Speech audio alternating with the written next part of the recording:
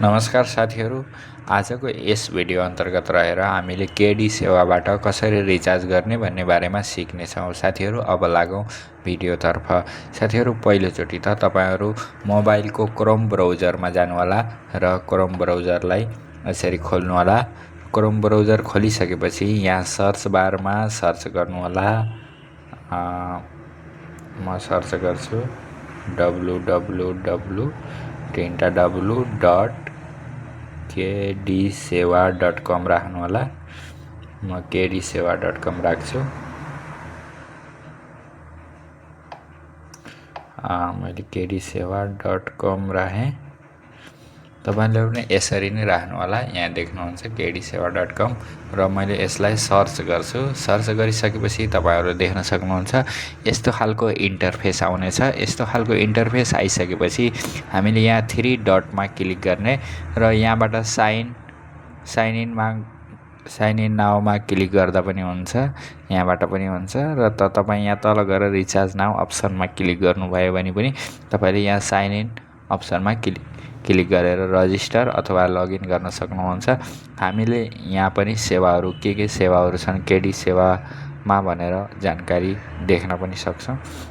हामीले यहाँ India recharge, Nepal recharge लगायतका धेरै सेवाहरू उपलब्ध छन् हाम्रो केडी सेवामा। साथीहरू आजको यस भिडियो अन्तर्गत रहेर केडी सेवाबाट हामीले कसरी रिचार्ज गर्ने भन्ने बारेमा सिक्नेछौँ। साथीहरू म आफ्नो आइडी लगइन गर्न गइरहेको छु। तपाईहरु पनि आफ्नो आइडी लगइन गर्नुहोला। एक्जाम्पल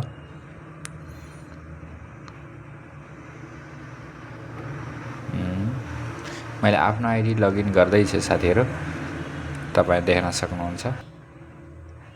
साथीहरू मेरो आइडी खोलिसकेको छ। साथीहरू यस्तो खालको इन्टरफेस देख्नुहुनेछ र तपाईले एनटीसी रिचार्ज गर्ने परेपछि एनटीसीमा यसमा टपअप गर्नुहोला। एनसेल टपअपको लागि यो क्लिक गर्नुहोला र एनटीसी डाटाको लागि हामीले यहाँ एनटीसी डाटा पनि देख्न सक्छौं। एनसेल डाटाको लागि एनसेल, डिश रिचार्ज, खानेपानी लगायत बिजुली बिल, वाइफाई लगायतका धेरै सुविधा, वर्ल्डिङ वाइफाई लगायतका धेरै सुविधाहरू उपलब्ध छन्। साथीहरू एयरटेल, जियो, रिलायन्स, बीएसएनएल जस्ता धेरै सुविधाहरू छन्। साथीहरू यसरी नै तपाईहरुले यसलाई प्रयोग गर्न सक्नुहुन्छ। यदि तपाई यसमा रजिस्टर हुनुहुन्न भने हामीले यसलाई रजिस्टर गर्न पनि सक्छौं।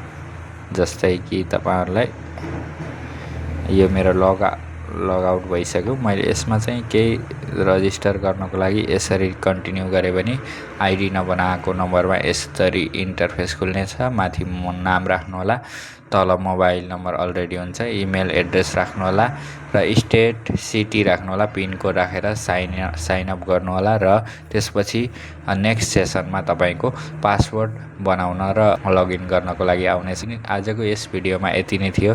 साथीहरू अघिल्लो भिडियोमा अरु धेरै जानकारी दिनेछु। धन्यवाद।